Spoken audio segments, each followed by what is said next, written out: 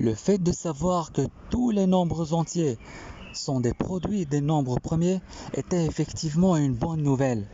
Cependant, le fait que l'ensemble des nombres premiers est infini entrave la possibilité de perfectionner nos connaissances sur les nombres entiers, car on ne peut pas connaître tous les nombres premiers.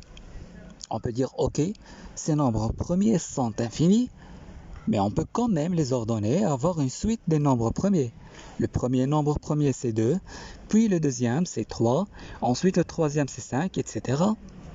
Mais il y a un problème majeur ici, c'est la distribution des nombres premiers n'est pas encore connue. Autrement dit, si P est le nème nombre premier, nous n'avons aucune formule pour deviner celui qui le succède, c'est-à-dire le n plus 1e nombre premier.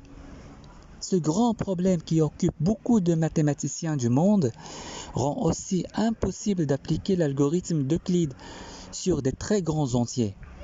Donc, nous n'avons pas un test efficace pour des grands nombres pour savoir s'ils sont premiers ou pas. Aujourd'hui, le plus grand nombre premier connu a été découvert en 2018.